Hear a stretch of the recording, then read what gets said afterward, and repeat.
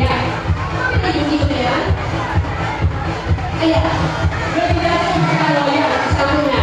2,000 pesos. Kung saan, pag-inuga mo. 2,000. Pag hindi dito. May mga question mo. Ano ba yung nilalaman mo? Kaya, tingnan si Jesuar. Kuya, okay na. Let's do this. Let's do this. Parang kung sila ng mga bakla. Ano dami bakla dito?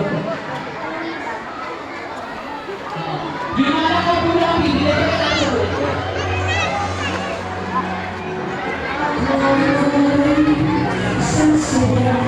Sabi po, hindi ko na lang gawin na po sa sarili.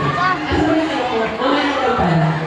Simulan natin. Ibigay na natin yung bag na muna. Kasi mas mahalaga yung bag na sa ako. Di mami, sabi niya, oo, huwag ka na kumanta.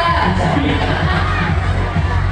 Wala akong tatayo ulitin na muna natin para sa mas maayos sa bagong situation.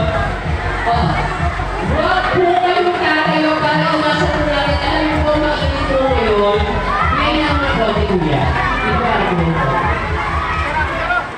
Huwag po kayong tatayo, huwag po kayong pamilin ko. Kasi ngayon kapag pumilis ko, magpapawisan ka eh. Ibibigay po natin sa mga kasamang ate. Sige, ayan. Huwag kayong maalis sa mga kids. Ayan, kasama natin. Sila Jesuar. Dahil unahin sila natin dito. Ayan o. Walang tatayo! Walang tatayo! Ayan, kung iba lumakas sa iyo para sa mas maayos po. Ipapasa-pasa na lang. Kailangan tawagin niyo sila mami ninyo. Sa mga oo.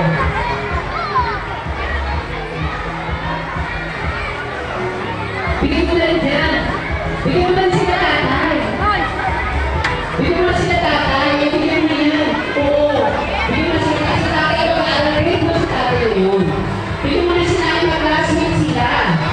Oo. Kaya mag-classmate na, di ba? O teacher nila. Oo. Kaya bigyan mo sila nanay yan. Mga bata ng ano.